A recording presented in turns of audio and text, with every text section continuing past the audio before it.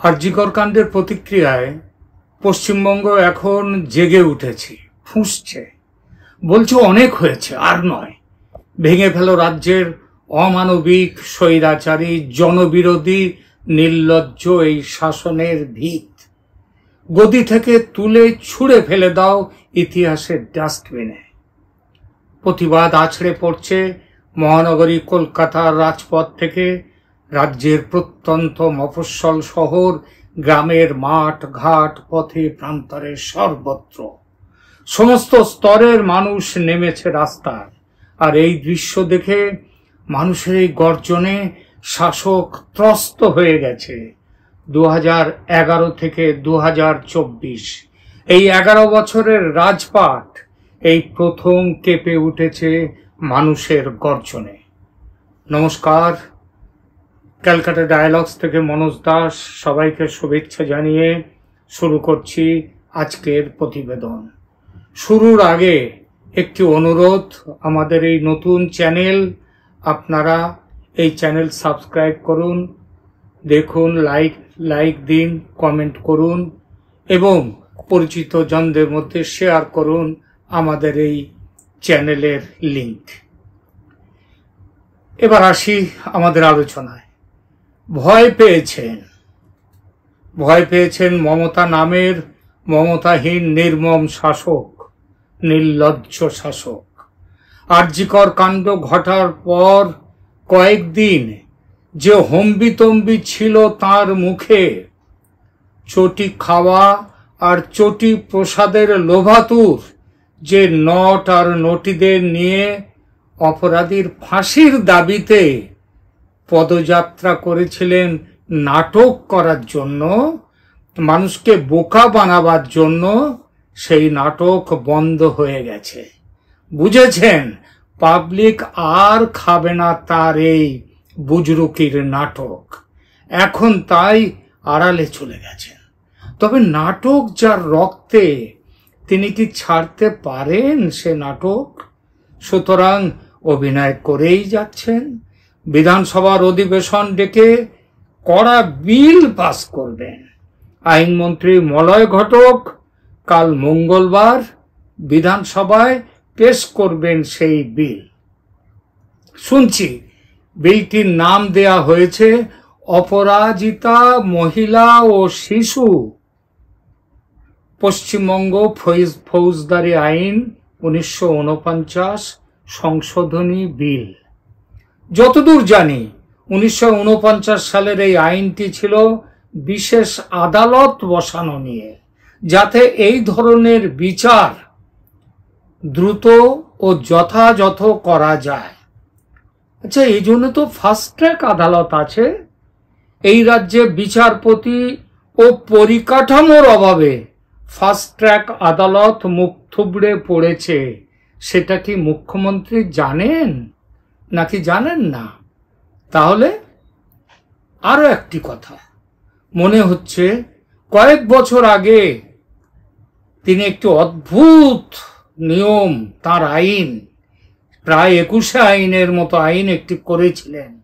আইনটা ছিল বয়স এবং বৈবাহিক স্থিতি অনুযায়ী মুখ্যমন্ত্রী ধর্ষিতার জন্য ক্ষতিপূরণের ব্যবস্থা করেছিলেন। অর্থাৎ তার বিয়ে হয়েছে কিনা, বিবাহিত কিনা, তার বয়স কত ইত্যাদি সেই রকম বিচার করে, তিনি যদি ধর্ষিত হন তার এইসবগুলো বিচার করে তার ক্ষতিপূরণের ব্যবস্থা। মুখ্যমন্ত্রী অনেক কাজের মানুষ, তিনি ভুলে যেতে পারেন, তবে আমরা একেবারে ভুলিনি। তার সেই কুখ্যাত নোংরা নিয়ম বা আইন, সেটা কি এখনো বলবৎ থাকবে? জানি না। আগামীকাল যে বিল আনবেন সেই বিলে ঠিক কি থাকবে। সম্ভবত একদিনে ফাঁসি কাটে ঝোলাবার যে কথা তিনি বলতে শুরু করেছিলেন আরজিকর ঘটনার পর, সেই একদিন সময়টা হয়তো এবার কমিয়ে দেবেন। আরো কি করতে পারেন? হয়তো ধরা পড়ার সঙ্গে সঙ্গে রেপিস্টকে 1 ঘন্টার মধ্যে গুলি করে মারার নিদান দিয়ে দেবেন পুলিশকে। আদালতের দরকার নেই। এটা তো তার ভাইপো, শ্রীযুক্ত অভিষেক বন্দ্যোপাধ্যায় আরজিকর ঘটনার পরের দিনই সেই দিনই বলেছিলেন যে এনকাউন্টার করে দিন, তো সেইটাও করে দিতে পারেন এই নতুন আইনে। হাসবেন না, হাসবেন না, তিনি সব কিছু করতে পারেন। বিশেষত এখন নাকি তার মাথা ঠিক কাজ করছে না, দলের ওপর, মন্ত্রীদের ওপর, পুলিশের ওপর তার নাকি ঠিকঠাক কন্ট্রোল নেই, তাই এসব উল্টোপাল্টা হয়ে যাচ্ছে। আরজিকর কাণ্ড যে গুবলেট করে ফেলেছেন কিংবা গুবলেট হয়ে গেছে, সেটি নাকি এই জন্যে তার মাথা ঠিক কাজ করছে না। কথাটা আম আদমি বলছে না, কিন্তু আম আদমির কথা এটা নয়, বলছে তার ঘরের লোক, তার নিজের লোকরা। দেখলেন না দুদিন আগে কিরকম দাবি উঠলো তার দলের বিভিন্ন সংগঠনের পক্ষ থেকে, দলের অমুক সংগঠন তমুক সংগঠন, তারা সব দাবি করলো অভিষেককে দায়িত্ব দিতে হবে, অভিষেক ব্যানার্জিকে। কোন দায়িত্ব? অভিষেকের তো অনেক বড় বড় দায়িত্ব তো আছে। তিনি তৃণমূল কংগ্রেস, সর্বভারতীয় তৃণমূল কংগ্রেস, সরি এখন তো আবার সর্বভারতীয়টা তো কেটে গেছে, তো যাই হোক, তিনি সেই সর্বভারতীয় হোক আর শুধু পশ্চিমবঙ্গীয় হোক, তৃণমূল দলের তিনি সাধারণ সম্পাদক, লোকসভার সদস্য, দলের ঘোষিত 2 নম্বর নেতা। ছি ছি ছি ছি, 2 নম্বর মানে ওই রকম উল্টোপাল্টা মানে করবেন না, আমি ওরকম মানে বলিনি প্লিজ। 2 নম্বর কথাটার বলতে আমি বলতে চেয়েছি নাম্বার 2, নম্বর 2 আরো আছে, তিনি যুবরাজ, তিনি যুবরাজ। তাহলে তাহলে আবার কি নতুন তাকে দায়িত্ব? এই তাহলেটা না বোঝার মতো বুদ্ধিহীন আমরা কিন্তু একেবারে নই। বাতাসে ভাসছে ক্ষমতা ধরে রাখতে গেলে বুড়ো রাজা, বুড়ি রানীকে এবার অবসর নিতে হবে, আর যুবরাজকে বসাতে হবে সিংহাসনে।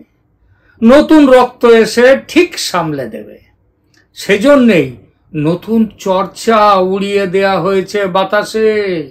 সেজন্যই দলের ভিতর তথাকথিত বিবেকবান নেতাদের মুখে বুলি ফুটছে। যারা বিবেকবান তাদের অনেকেই কিন্তু এখন ক্যাম্প চেঞ্জ করেছেন। অবশ্য যদি 2টো ক্যাম্প থাকে, অনেকেই বলে 2টো ক্যাম্প তৃণমূলে, একটা পিসির আর একটা নাকি ভাইপোর।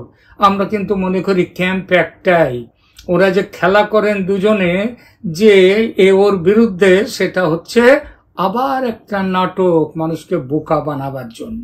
যাই হোক, এই নাটকের জন্যই হোক আর যে কোনো কারণেই হোক, দেখা যাচ্ছে দলের ভেতর কিছু মানুষের বিবেক জেগে উঠেছে এবং সেই বিবেকবান নেতাদের মুখে বুলি ফুটতে শুরু করেছে। এই বুলি পার্ক স্ট্রিট থেকে শুরু করে কামদুনি, হাঁসখালি, সন্দেশখালির সময় কিন্তু শোনা যায়নি। 21-এর বিধানসভা ভোটের পর ঘর বাড়ি ভেঙে পুড়িয়ে লুট করে মেয়েদের গণধর্ষণ করে হাজার হাজার পরিবারকে যখন উৎখাত করা হয়েছিল, তখন এই বুলি বিবেকবান নেতাদের মুখে আসেনি। আরো অজস্র জায়গায় যখন খুন ধর্ষণ হচ্ছিল, তখন কেন শোনা যায়নি এইসব বুলি বিবেক? সুদীপ্ত সেন, সুখেন্দু শেখর রায়রা এখন প্রতিবাদ করছেন। বিলম্বে বোধোদয়, নাকি জনতার রুদ্র রূপ দেখে, জনতার রুদ্র মেজাজ দেখে ভয় পেয়েছেন, আর সেজন্যেই বলে ফেলছেন এই সব বিবেকের কথা? সুদীপ্ত বাবু বলেছেন এবং তার স্ত্রী বলেছেন যে তারা ভয় পাচ্ছেন তাদের ডাক্তার মেয়ের সিকিউরিটির কথা ভেবে।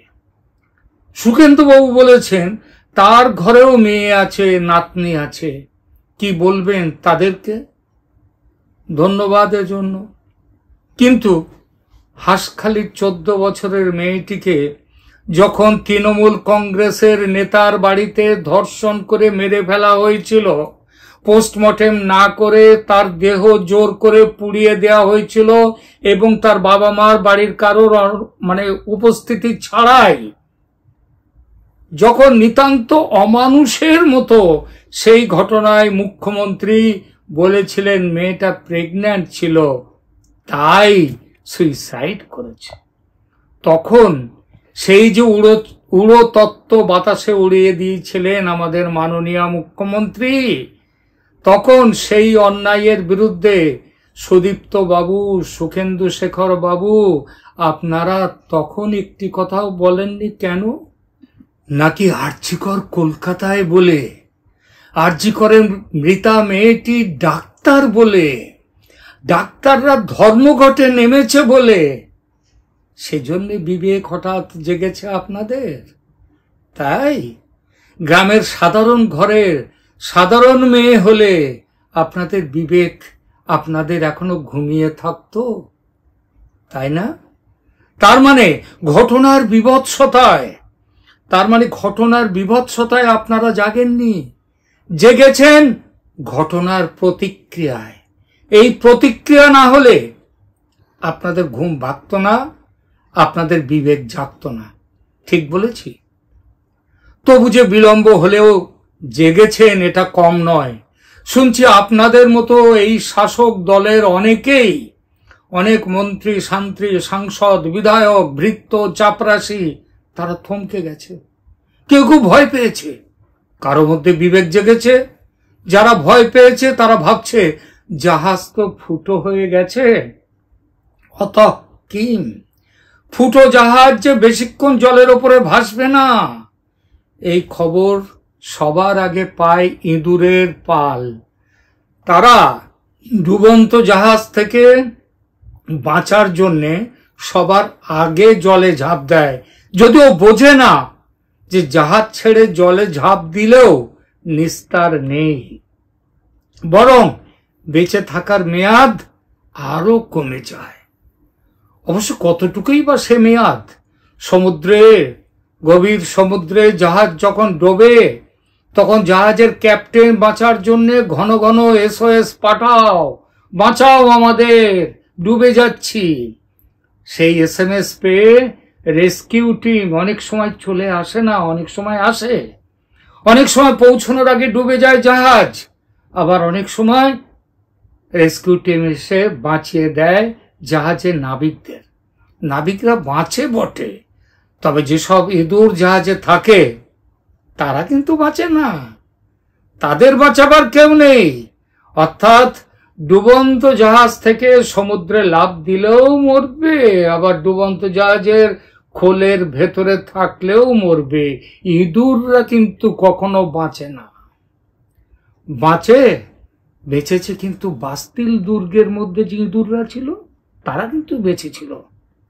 যখন ভেঙে ফেলা হয়েছিল বাস্তিল দুর্গ, তখন যে শুধু রাজা ষোড়শ লুই এবং তার রানী মেরি আন্তোয়ানেত, তাদের মুন্ডু যে গিলোটিনে কাটা হয়েছিল তা নয়।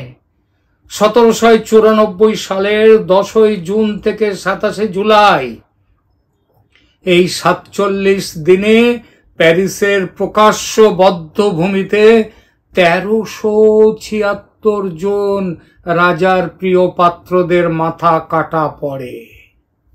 তার মধ্যে সবাই যে রয়্যাল ছিল তাও নয়, সবাই যে নেতা ছিল তাও নয়, সাংসদ, বিধায়ক নয়, রাজ পরিবারের প্রিয় ভৃত্য, মানে যারা নেংটি